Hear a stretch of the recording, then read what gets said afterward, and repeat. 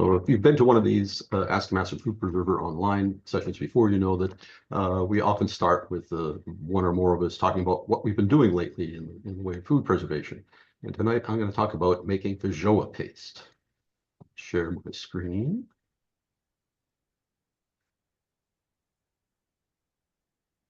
People see that?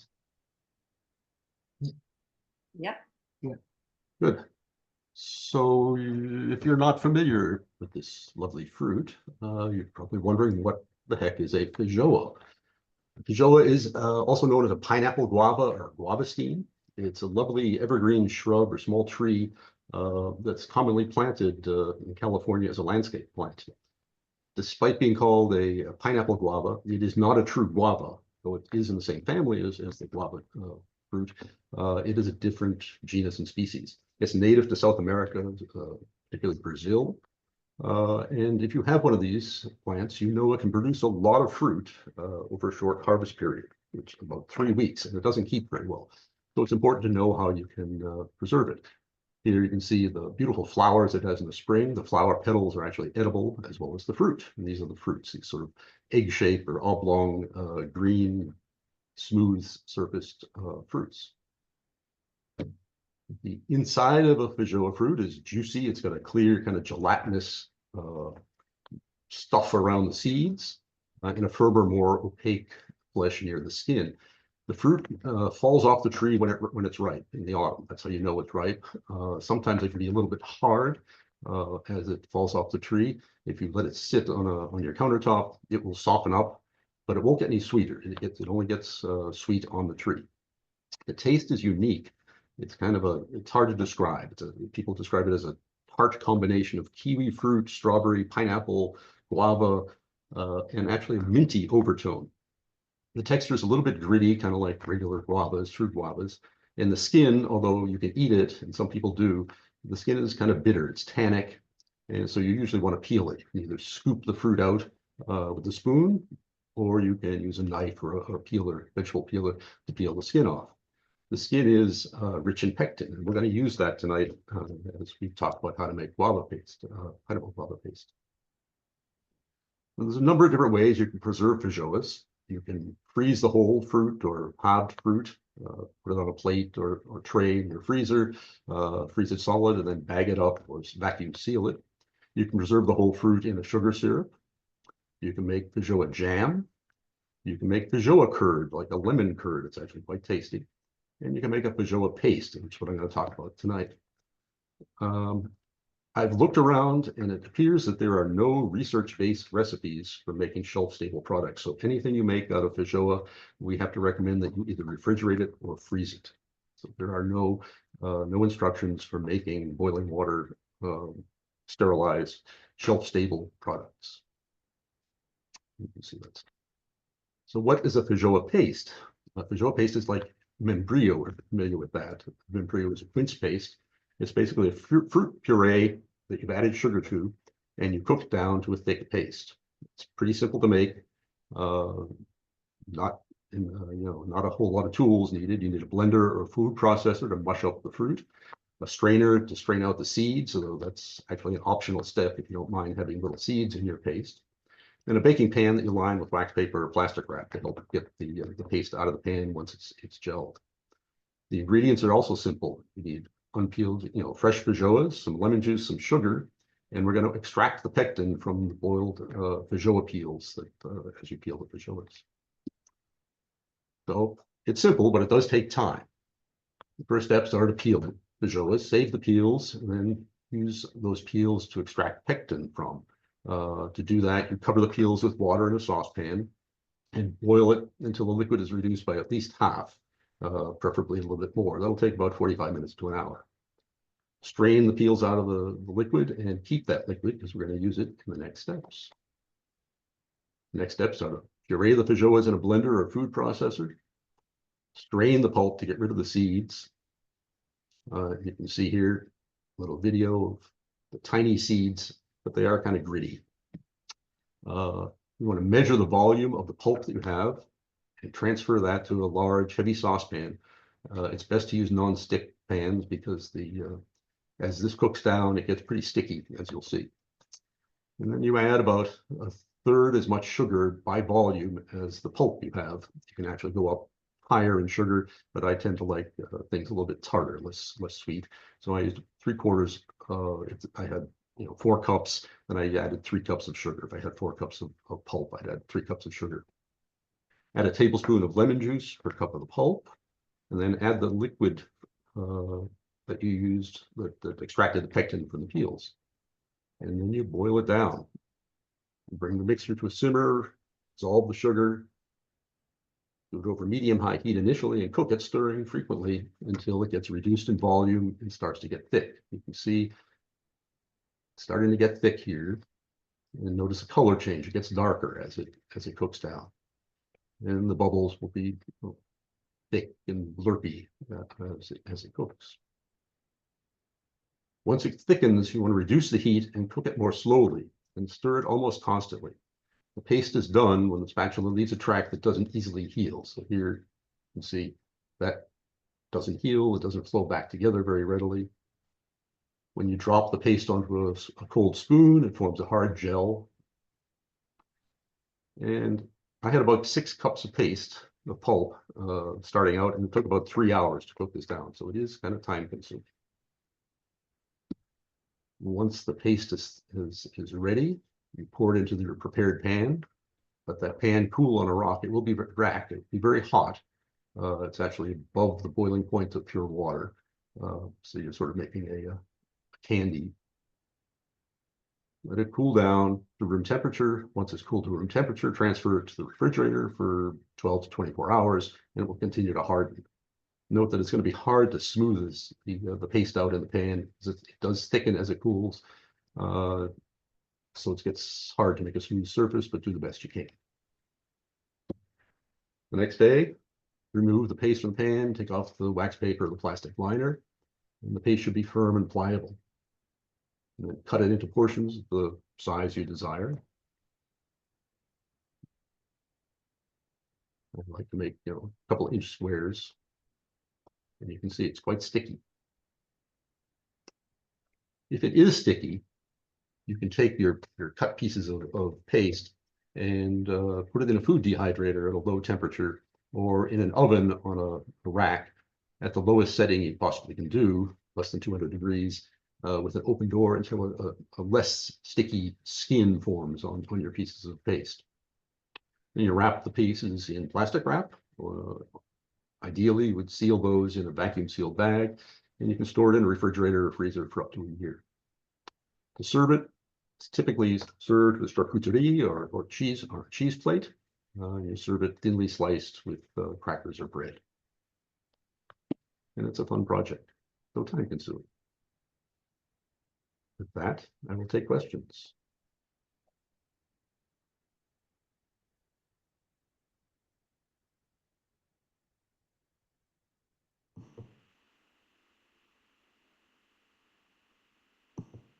I have a question for you, Henry. Mm-hmm. Have you, and maybe you mentioned this and I missed it, but have you tried freezing it in paste form? And if so, how does it defrost? Freezing the paste itself, after it's cooked down, it's fine. It's so much sugar, and it's so dehydrated that it doesn't hurt it. When you defrost it, it's not too soft or too No, sticky. Maintains no. it. Nice. Well, you may have to it may get sticky as it sits in the freezer, but if you're going to freeze it, I would recommend, actually, if you have the equipment, sealing in a vacuum sealed bag. It'll reduce the possibility of freezer burn and reduce evaporative losses. We have a piece that is now actually 2 years old. I made it 2 years ago. And it was in a freezer bag, in a vacuum sealed bag. It was refrigerated, not frozen. And it is rock hard. So it does lose moisture over time.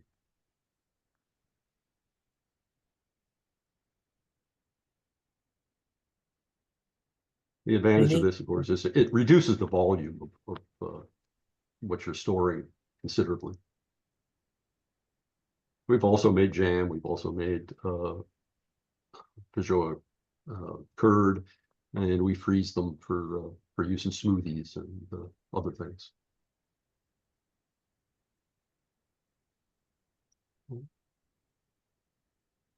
Any no other question. questions about I the think it's, pineapple guava? Anyone else have it in their backyard or tried preserving in the past?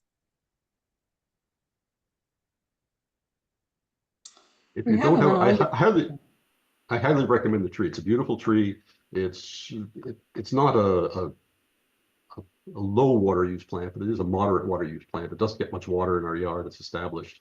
Uh, and it's, you know, it's evergreen, makes a nice screen, has pretty flowers. Uh, and it is a little messy when it starts dropping fruit.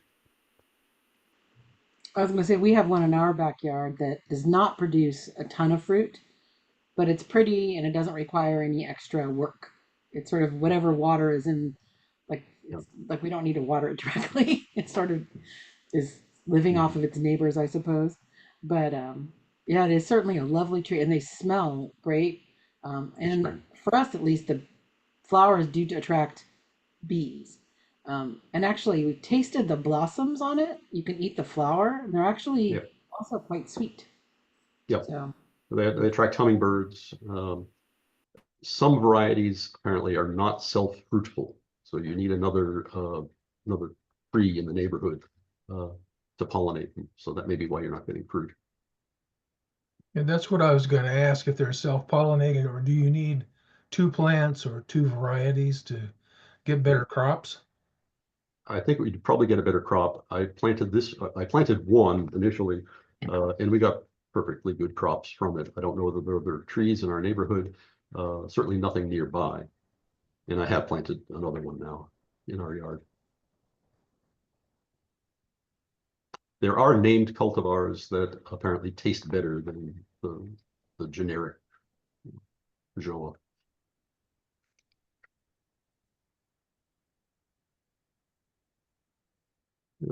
That we should open it up to questions in general. Yeah, well, thank you, Henry, for that presentation. If anyone, something comes to your mind later about pineapple guava, let us know. Otherwise, the floor is yours. If you guys have any questions about food preservations, don't hesitate to speak up, put in the chat, or let us know what's on your mind.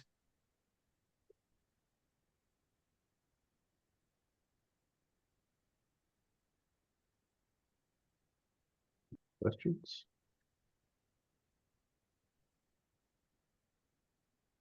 Ask each other questions. What are other people making these days?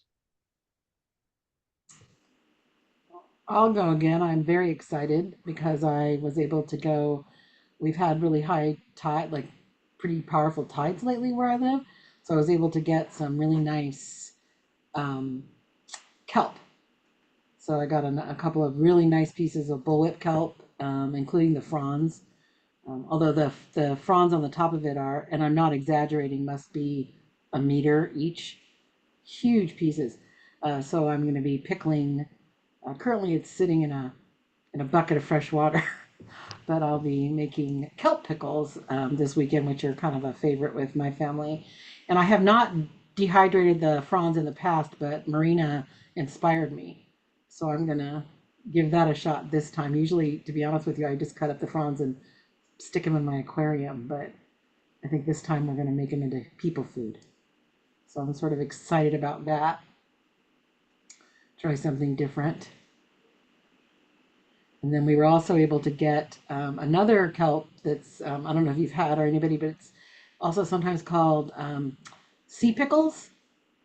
And it's just a little form of, it's a little aquatic plant that grows kind of in around tide pools, but they're really salty and really delicious just to eat. But so I'm gonna try pickling that, but I'm a little leery.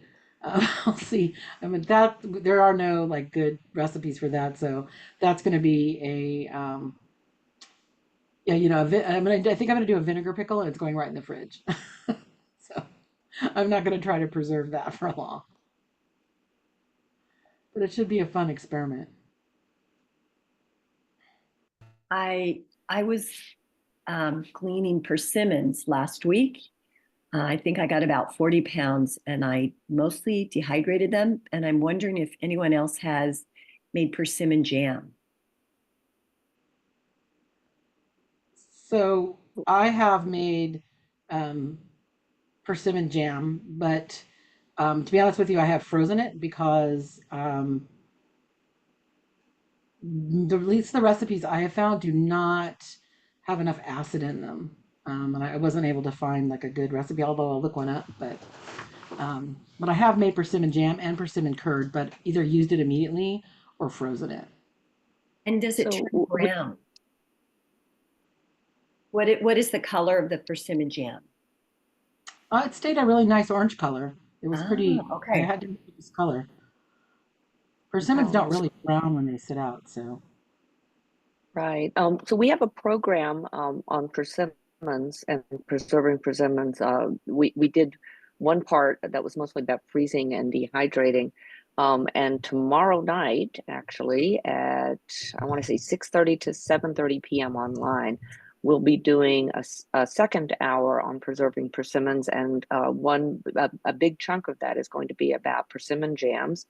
And we have someone who's going to be comparing working with low pectin and regular full sugar pectin jams, and has low or no, either way, jams, and those are both going to be issued. In one instance, I think she's boiling water cans, and in another she steam cans, and so those are shelf stable approved recipes.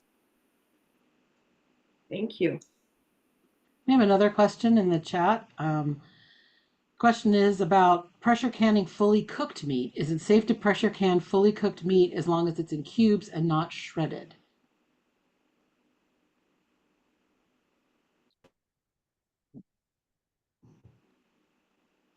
Anybody want to field that? Yes, it is safe to can meat that's cooked or raw. With cooked meat, you would probably want to do it in a hot pack method. And I don't think it really matters so much whether it's cubed or shredded. Shredded would actually absorb the heat and so forth, the pressure better than cubes would. But you can, I have actually pressure canned raw chicken in chunks. So either method will work and be safe.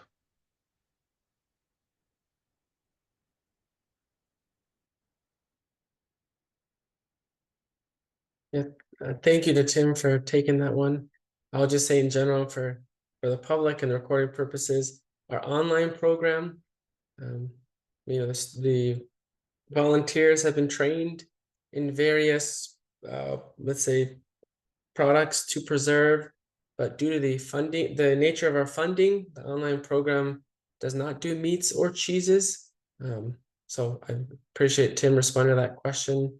Just to know in general, if you're interested in ever joining the online program or looking at our events, we really stick to specialty crops, so fruits, veggies, herbs. I'll put in the chat, you see the county programs have put together a lot of good videos on meat, fish, etc. And so I'll put that in the chat if you have any questions, but just to relieve a little pressure on the volunteers. I know they're capable of answering questions on meat and cheese, but it's just not something to be delve into as the online program, but I appreciate the questions. I think we have the USDA Complete Guide to Home Canning as one of the resources that's listed, and it has a whole section on meats, and mostly it's addressing uncooked meats, but it provides very specific times and the amount of time for various kinds of canning at various altitudes, various pints versus quarts, and so on. And so it would be useful to consult that to make sure that you've got exactly the right parameters for at least shelf stable canning. And I've also just posted a link from Clemson University on canning meat that includes information about both raw and cooked meat. So a meat is, I mean, most foods are, but in meat in particular, it's really important to follow a tested recipe that's specific. So, for example, you shouldn't follow a recipe intended for chicken, for example, if you're canning beef. Every kind of meat has its own, particularly the amount of time you're going to can it, the pressure at which it has to happen, even maybe how it's packed, depending on what it is. So it's important to find something specific, but the Clemson University resource I think is pretty good. And then, of course, as Marina said, the USDA's guidelines are also excellent.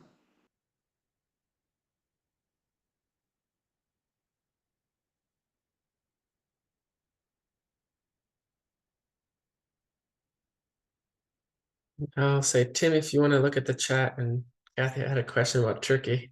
Obviously, I think from Thanksgiving, if you want to answer that in the chat. Yeah. Any other questions? Anything with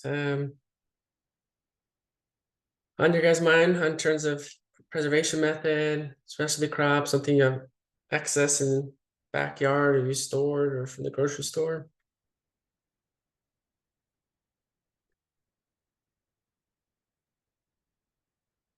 I know there was a question or feedback for a future event was about preserving beans. So if that individual wanted to share anything, what were you interested in terms of beans? What were you thinking about or looking for in that in terms of that kind of topic?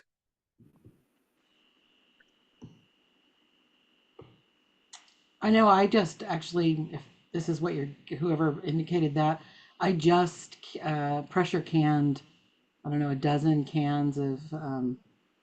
jars of different varieties of beans. I find, at the grocery store, the canned, there you can buy high quality canned beans at the grocery store, but the varieties tend to be really limited. So I really like being able to get sort of heirloom beans or different varieties. There are lots of both available nationwide and locally. Even at your farmers market, sometimes finding great dried beans that are varieties I enjoy eating but cannot buy. And I find that when I just leave them in my cabinet for too long, they just get really hard. So pressure canning beans is great, and also really nice for like Tuesday night dinner. Because I don't know for everybody, but I know for me, sometimes after work, it's hard getting dinner on the table quickly. And beans are one of those things that even with a pressure cooker are just not a fast meal. But I love being able to grab, a pint jar of beans that I've canned myself. They're cooked, they're ready to go. All I have to do is heat them up or add them to whatever I'm doing. So canning beans is it's one of those things that I just think is like the best because it's so practical. However, you do need to pressure can beans. Beans are not something that can be steam or water bath canned. So you do need to have a pressure canner. It's not difficult to do, but it does require that one special piece of equipment. I You can have always, you can always freeze them too, Paige. I think I have frozen beans Frozen before. beans. Um, that's worked fine. You get more of the beans get like kind of smushed or like the texture. I mean, the texture of the beans is fine, but they're like more of them are smushed or whatever. But I do freeze beans actually regularly, specifically for refried beans. Like I'll just make refried beans and put them into freezer bags. Um, yeah, so that for like refried beans, I really like it. But when I want sort of beans for soup or for things like that, or chili, personally, I like them in the jar. But again, the freezer is great because most of us already have a freezer. Not everybody has a pressure canner. So, but yeah, beans are a great thing to can. Kathy asked, in answer to your question about the turkey, I would refer you to the references that we put in the chat for more specifics on exactly how to do that, rather than me try to tell, since that's not a specialty crop. And I agree with Paige. I can a lot of beans. One of the things you have to be careful about is whether you pre-cook, well, soak them in water to make them to hydrate them. Or if you don't, then you put fewer beans in because they will swell when you pressure can them. And I like to do pinto beans. And then when I want some refried beans, I pull out a can of those and add my garlic and bacon fat or whatever cheese, whatever I want into it to make the refritos taste the way I like them. It's a great thing to do.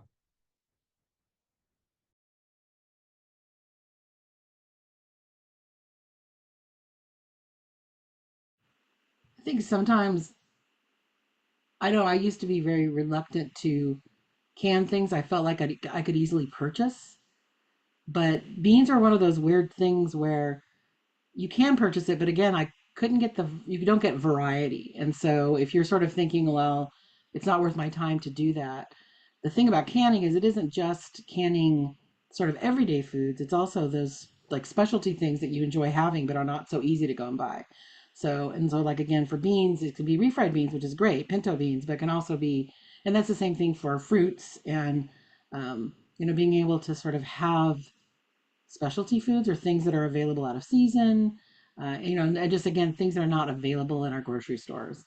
So it doesn't have to just be because you're wanting to stockpile food or, you know, it's like you can, it also adds to sort of if you're, just a little more variety and interest in your diet. And for me, what I like is that it's really about making sort of Tuesday night dinner easier to get on the table.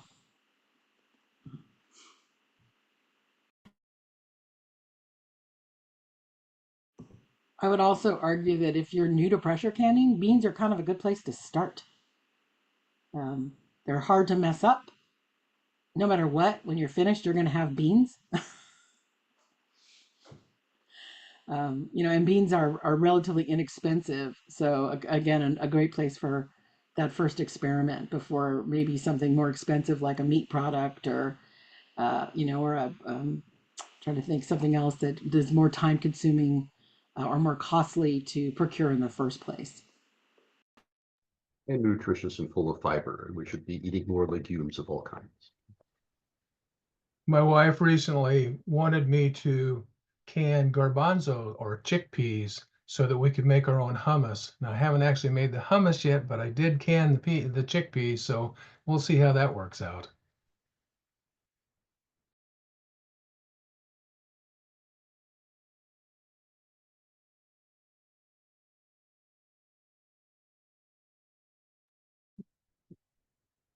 Another seasonal crop that we've been playing with are pomegranates. So I'll put in a pitch for next week. We are having a session on preserving pomegranates Wednesday at 7 o'clock online. You can sign up on our event page. You'll learn how to make pomegranate molasses, which is a tasty Middle Eastern condiment. I don't want to ask for spoilers, but do you have any tips for us on getting the pomegranate separated from like getting the juice from the aril? Like juice. That's always the hard part. So you have to get the arils out of the pomegranate, which is kind of intimidating if you've never done it before. Well, that but part, it's not that hard. But it's getting the seeds out of the little aril. So you have to put them in a blender, mush them up, put them through a colander to get out the big solids, press on it with a spoon, and then pass it through a fine sieve, to get out the even smaller particles. And if you really want clear juice, if you're going to make a jelly, you have to pass it through a jelly bag, which is a fine mesh fabric bag that people use to clarify their juices for jelly, or make nut milks. Or Paige, the easiest thing to do is to find a tree that has the seeds that are fine to eat, and then you just eat the whole thing, and they're soft and it's easy. Yeah, I mean, of course, like many of us growing up in California, I grew up eating pomegranates, and I don't mind eating them, but it was always like there has to be. I keep waiting to ask this question, and for somebody to give me some like magical way, like I can just manifest the juice without having to get the bitterness, because from the seed. So, but so far, it looks like Nina, you have a question. I was thinking, what if you could steam them and, that's a way of extracting the juice, which is. From what I've read, people who try and use the steam juicers with fresh pomegranate arils are not very successful. For some reason, I guess the membrane is too thick.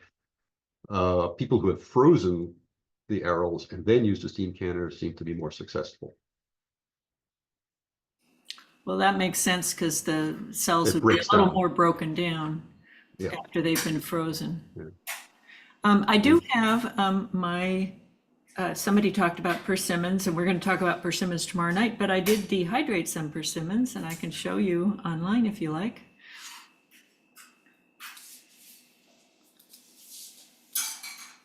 Here they are. And I used, I thought the color turned out very nice. I just sliced them with, with my, just with my sharp knife. So they're pretty thin. So thought I'd show those off. And I did apples at the same time in my dehydrators. These have a little bit of cinnamon on them.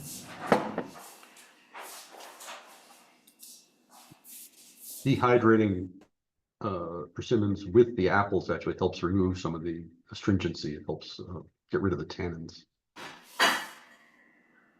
Oh yeah, these were fuyus. Yes.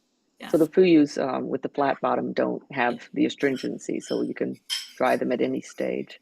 If you have And one the funny chia- thing about it was that I've seen so many examples where they cut them in horizontal slices, and they get kind of a flowery look because the way the peel is left on and the way that they dry, they look kind of, it ripples. can you describe it like a flower? Well, in this case, I ended up slicing them vertically, and I thought I like the way the slices turned out. They're kind of flat. So that was just funny the way it turned out, I thought, but I liked it. I was going to add, you can also use just sprinkle spices onto the slices of persimmon if you want. And I did I don't know, I think I put 6 different spices on one of my last experiments with it, and wound up liking allspice with persimmon, maybe the most. Tried cinnamon, ginger, allspice, nutmeg, chili. I like the chili pepper too.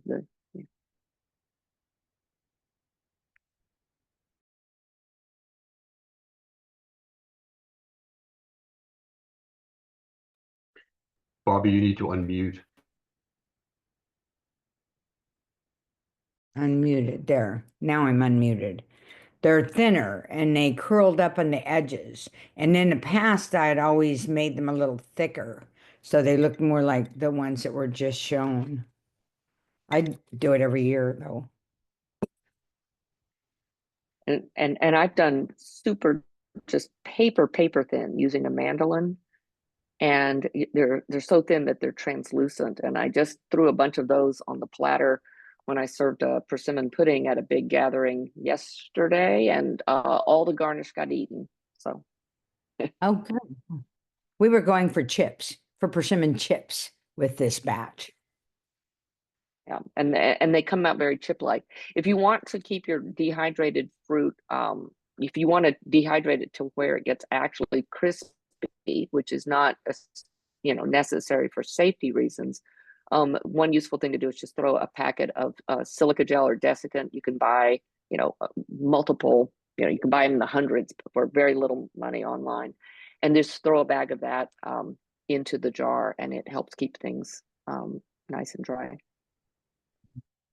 Good. Try that.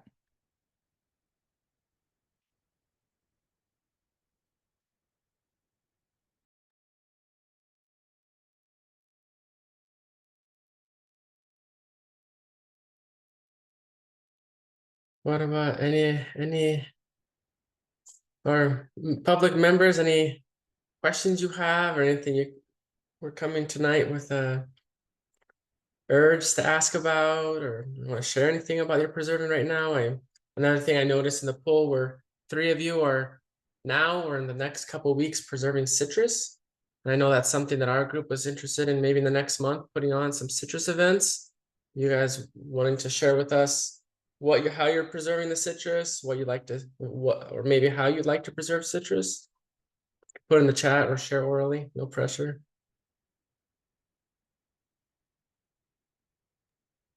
I dehydrated grapefruit, oranges, and tangerines, and then did a class on using them to make wreaths and Christmas ornaments.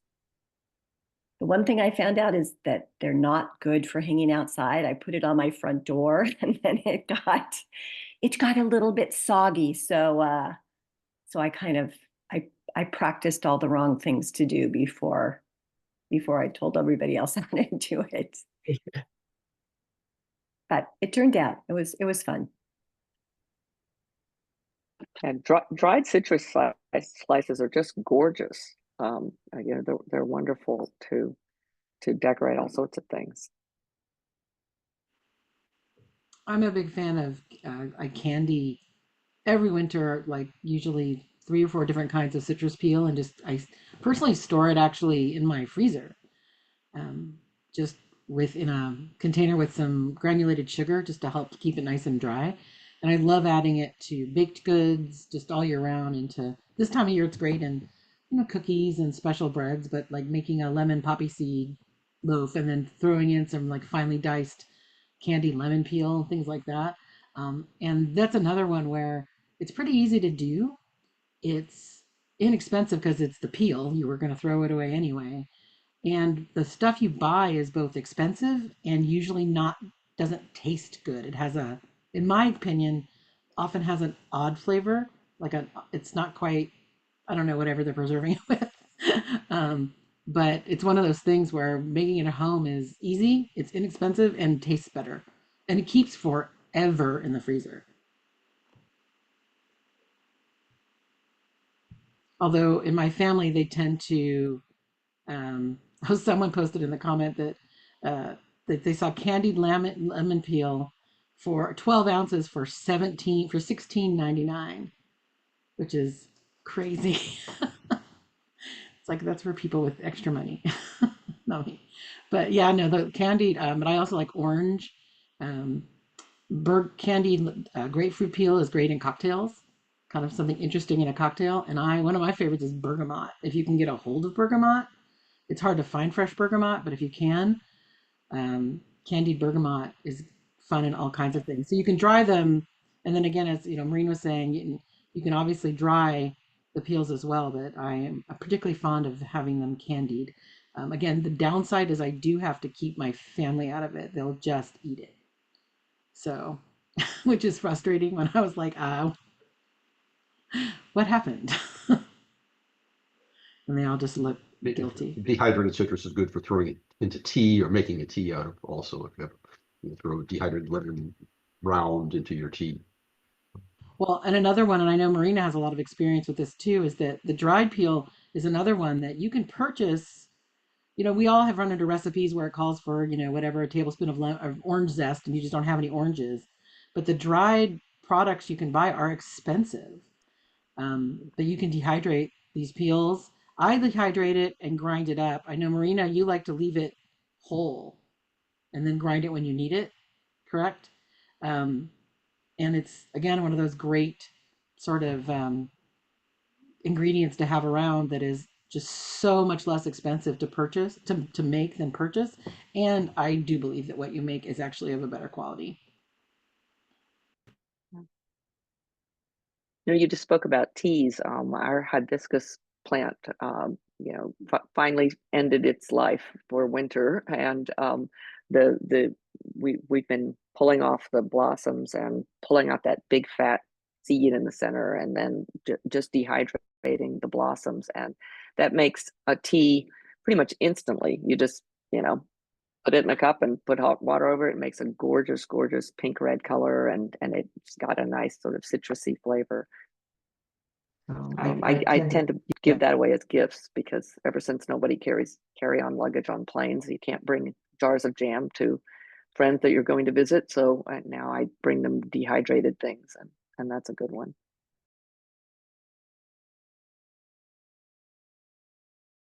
It's actually the calyx of the flower that we're picking on.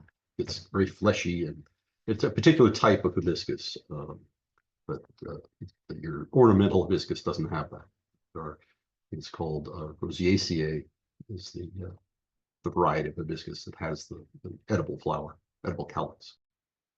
Yeah, I wouldn't use the Home Depot on the edible. Well, you could try, but it's not gonna be the same thing. And apparently the leaves are also edible of that plant. They're sort of sour. Southern Asian people use it in dolls to add sour quality to the beans. My grandmother believed that hibiscus tea could cure anything. So if you sneezed in her presence, it's hibiscus tea. Well, I just saw the Yogi brand tea. They have one that's supposed to be good for your skin, and all it is hibiscus, basically.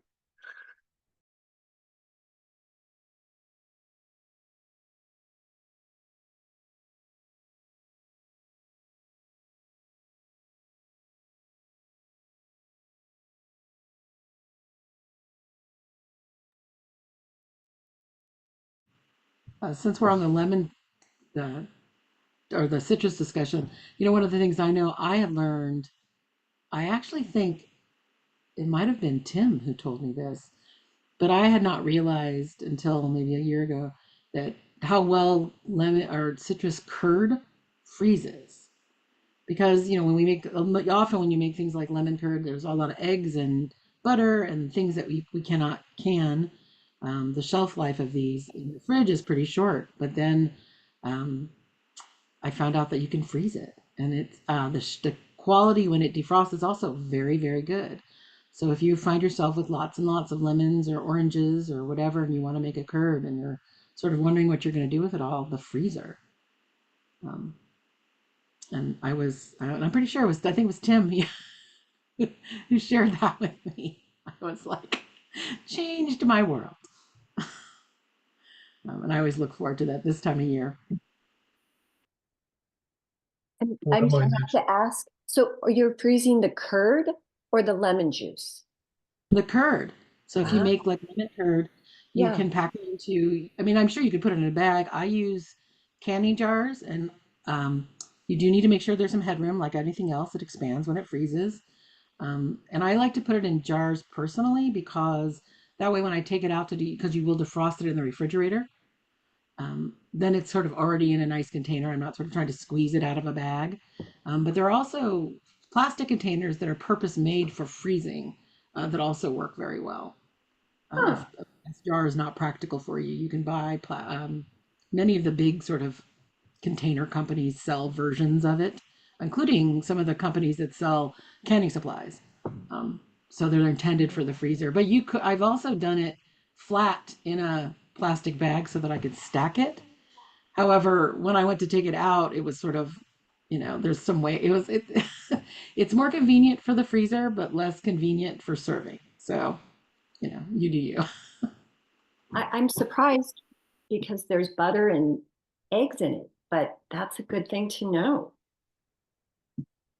Yeah, I froze the feijoa curd and lemon curd, and I've been getting into curds lately. I think there's a Delicious. cranberry curd recipe that's been calling me. I haven't tried it yet, but I just use the old plastic, yogurt cup size yogurt containers and freeze all sorts of stuff in that. The extra pumpkin from a big can of pumpkin that is too much for the recipe, or it all goes in that pulp. I have little stacks of them in the freezer. Yeah, I think the freezer is underutilized. Like unexpected things like curds freeze beautifully, and it's an easy way to preserve food. Of course, there's a capacity issue, but sometimes some things are worth it. They're worth the freezer space.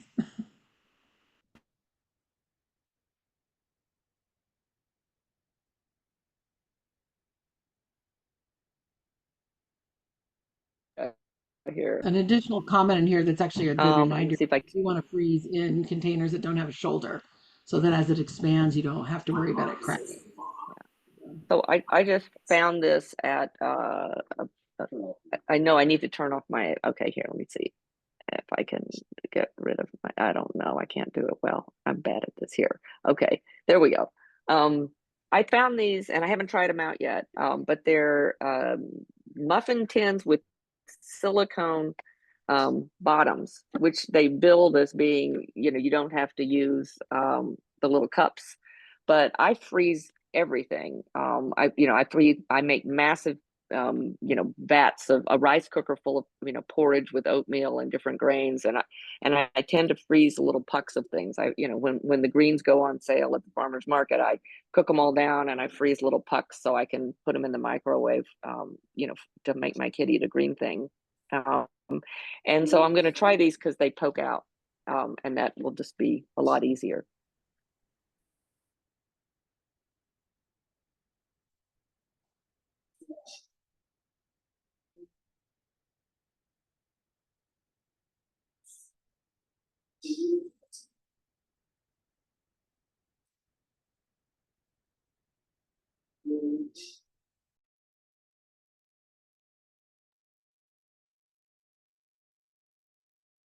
I was just reading Cheryl's comment in the chat about you can freeze curd for a year, and canning curd really only lasts about 6 months, and that is consistent with my observation, having now canned a lot of curd, and it tends to discolor, and you really do need to remember to get to it. Hopefully my freezer stuff is still good. I actually haven't pulled out last year's batch. Another issue with canned curd is it can separate, which I have some. I mean, I've never experienced that with the frozen product. So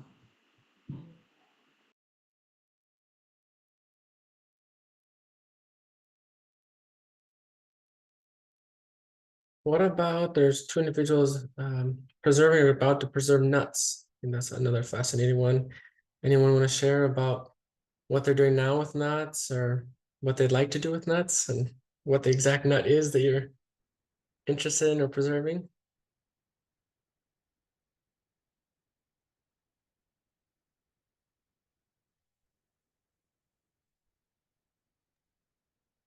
We have big bags of walnuts at our local farm stand this time of year.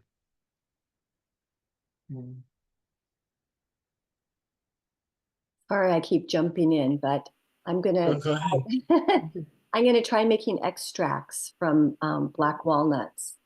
My favorite extract is $25 now for 4 ounces. So I don't know if it'll work, but the recipes are basically just toast the walnuts after you shell them and put them in a jar with vodka, and then let it sit for 6 months. And they said maybe add a little bit of bourbon, which sounds like a good idea. and then Kathy commented that she freezes almonds. I think many of us freeze. Well, that's really one of the best ways to keep almond or keep nuts from going, because otherwise they go rancid very quickly when left in a cabinet. So freezing is definitely the way to go. And then my husband actually makes something similar with almonds and bourbon. And I will say, in my experience, it's with the almond version anyway. It isn't exactly like, it's not the strength of an extract. Commercial extracts are produced under pressure. There's a whole sort of process that goes along. However, the resulting flavored liquor is delicious. And it's great. We use it instead of vanilla in things or in baked goods all the time. That kind of combination of, and I want to say his is, and he's also done it with just vodka. We liked the additional flavor of the bourbon, kind of what it adds to it. And almonds certainly have enough flavor. And I'm going to guess that walnuts do too. So it's really still really yummy, but not like an extract. It wasn't as concentrated in the flavor. So we just found ourselves using a little more of it. But nothing wrong with that. The recipes that I looked at said it would take 6 months for the flavor to infuse. You crush the nuts, or are they whole? We did. With the almonds, we just kind of broke them up. I wouldn't say we Okay. crushed them, but broke them up. The one thing I will say, it was a tip that I'd gotten from someone else, was once you break up the nuts, or even if you don't, put them in a sieve and shake them to get the crumbs out, because otherwise your leftover is going to have that grit in it, which, depending on how, if you're putting it in a cookie or in a cake, you're never going to notice it. But if you were trying to use it in something you were going to drink, or something like that, you would definitely, it's going to be like, or an ice cream, for example, you're going to have that sandiness, which is not so pleasant. So just throwing them in a sieve and giving it a good shake to get the sort of nut dust, if you will, out of it, definitely makes a difference. But yeah, I want to say when we've done it, it's definitely, in fact, we've even had some we forgot about. So we tend to put it in the back of a cabinet after a year. It's like, but the alcohol preserves it very, very well. So there's no safety issue around it. But it definitely takes a long time. It is not it's the sort of thing you want to, do it today so you can enjoy it in the summer or vice versa.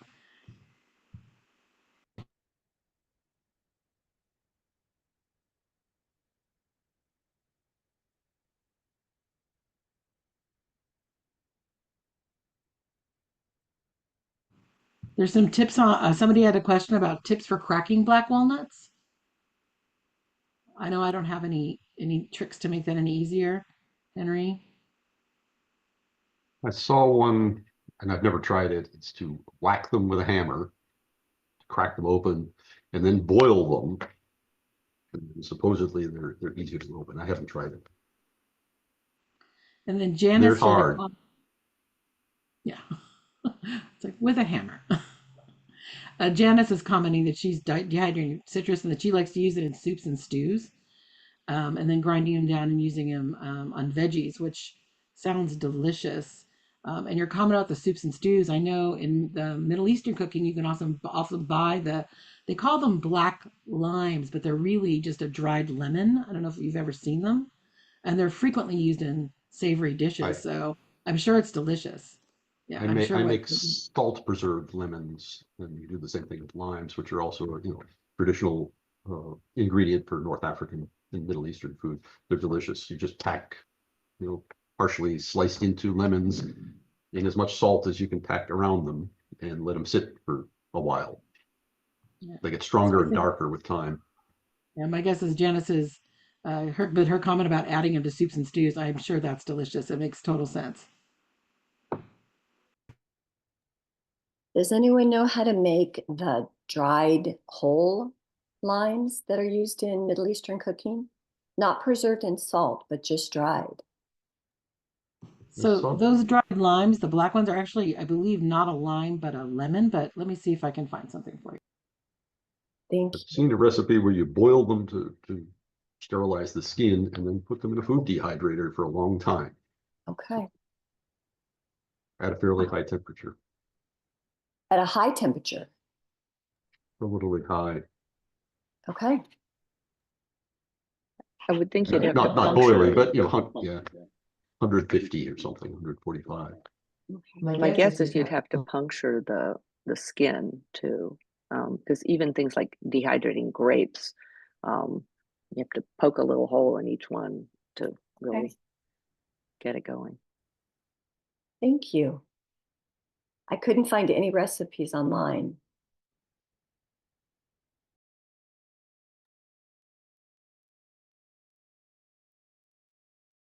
Well, I can't believe the time flies by. It's 8:04. I appreciate you guys all joining us. I thank you to the MFPs for their time. Thank you for members of the public for joining us. And Beth, don't ever apologize. We'd love to hear from you guys and love to see you at future events. And actually, I'll pause here. I think Nina has a hand raised. Nina, do you have something? Yeah, I was just going to say the question that was just asked, what you could do if you would like is submit that to our online question, and then somebody will research that and they'll email you a response to see if they find anything in our resources. Thank you. Would you like the link for that? Or do you know where our website is? You know what? Is this a specific Master Food Preserver program? Is it just for the state? Well, that's a complicated question. There's right now the questions that you ask on the website go to Orange County, but the statewide Master Food Preservers are beginning to become experienced with that. But so far, those are being answered by the experienced master food preservers down in Orange County. Okay, thank you. Actually, I am a master food preserver in Orange County. Ah, very good. Okay, so ask but yourself. I don't do the helpline. But I see the questions coming through because we get the emails. Yes, But I'm maybe I on should that put it email in. thing too. Okay, all right. No, Best but wishes. maybe I should put it in and see if somebody down here knows the answer. Yeah. That's a good suggestion. Thank you. All right. Great. No wonder you're so vocal, Beth. Thank you. Thank you so much. And yeah, that's a great point, Nina. And yeah, thank you again, everyone, for joining us. Unless there's any other burning questions, again, thank you for coming tonight. When I close out this session, I'll end the recording. I'll process the recording, and we'll get that up on the UC MFP statewide website and our past recordings page. And otherwise, I hope you guys have a great night. If you're interested in our next offering in this series, we are going to, it's normally the first Wednesday of each month, but you probably may know that the first Wednesday of January is New Year's Day. And so we were going to postpone it a week, and that happens to be the date that the Amador County is offering there. So we're going to offer ours in collaboration with Amador County. So if you're interested in joining the next online Ask MFP, we'll see you on January 8th. And though that registration will be up on the UC MFP website events page. Otherwise, thank you again. Have a safe and happy holidays and have a great night.